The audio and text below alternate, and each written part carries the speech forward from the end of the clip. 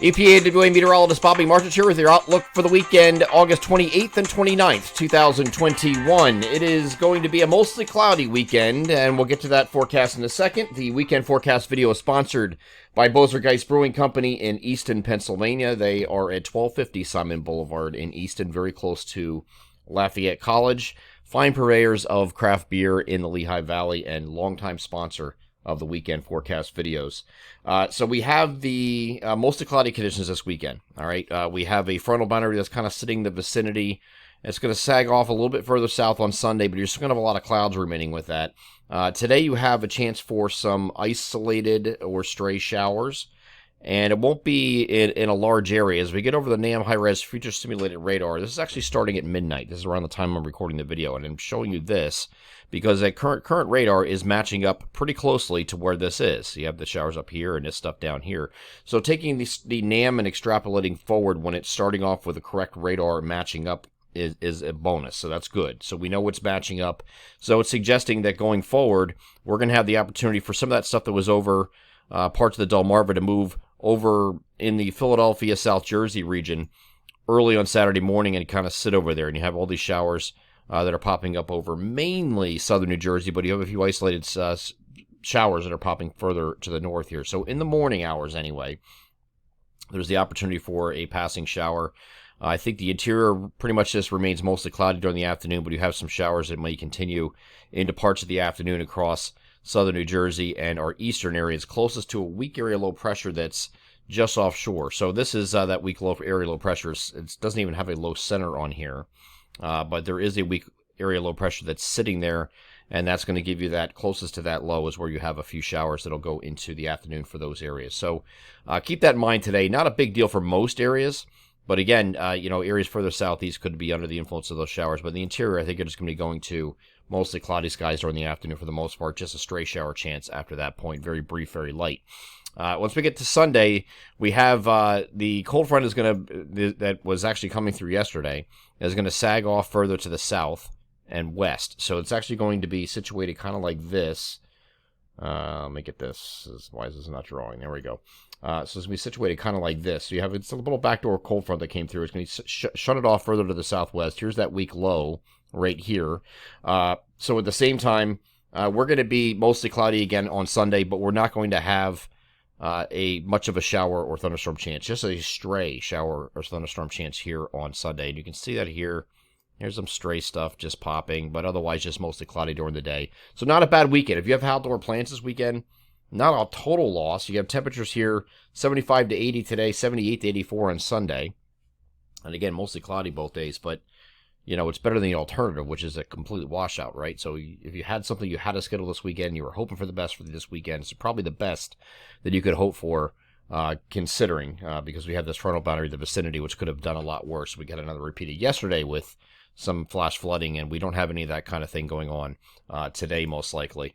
Then after this point, we're going to have a cold front come through here on Monday. By the way, this is Ida, which we'll get into in a second. This is a potential major hurricane brewing in the, actually, probably likely major hurricane brewing in the Gulf of Mexico, and we'll get to that in a second. So making landfall here somewhere close to the central Louisiana coast and maybe even eastern. It has a little wiggle room here, so we'll get into that in a second. First, we have a cold front that's going to come at us on Monday with late-day scattered showers and thunderstorms, starting off partly to mostly cloudy early in the day, scattered thunderstorms in the afternoon ahead of that frontal boundary.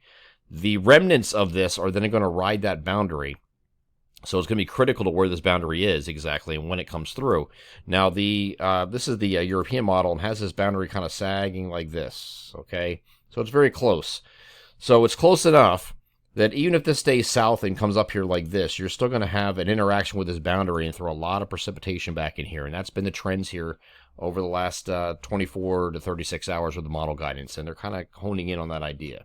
Okay, so I would expect that you're going to have some kind of remnant moisture out of this once we get to midweek, and there could be a decent amount of it depending on how much interaction we have with that frontal boundary. European model takes this right over parts of our area and gives us a pretty decent rainfall, especially for the southern half. I want to get too caught up in those details just yet. Just the fact that we have remnant moisture, a possibility next week, should be a reason to watch this enough, because there could be, we had plenty of rain here in the month of August. This would actually be early September, starting off September on the wrong foot with some more heavy rain that we really don't need. Okay, so we're going to watch this very closely and intently for what this does.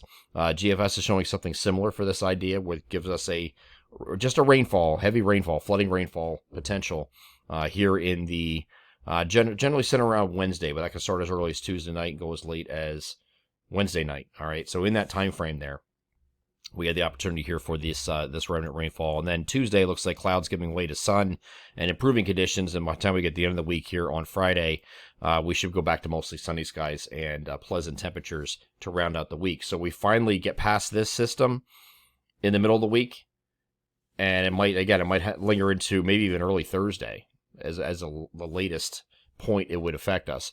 After we get past that point, we're going to start turning into very pleasant and seasonable conditions, low humidity for probably a good week, if not longer, okay? So that means straight through the holiday weekend, Labor Day holiday weekend, right now, looks like we're going to have very temperate conditions in the 75 to 80 degree range. Not bad, not too hot, okay? Low humidity, so very enjoyable for outdoor picnics and gatherings to end summer. So it would be pretty nice. So it's not going to be blazing hot like it was this past week. It looks like the entire first week of September looks that way. And even the second week is only near to very slightly above average. So it'll be very similar because average is coming down, keep in mind, as we go forward in time. So now let's take a look at the actual hurricane. This is Ida that is just left the island of Cuba, crossed over the island of Cuba today. It is a hurricane. It is expected once it makes its trek to the northwest here toward the Louisiana coastline. There's some very, very warm waters that it's going to be passing over, and very little shear in this environment is passing through. So it is expected to rapidly intensify now that it's made it off the coast. It did take a little hit as it came over there are some mountains, a mountain range over here in western Cuba that it did cross, so that kind of disrupted things a little bit.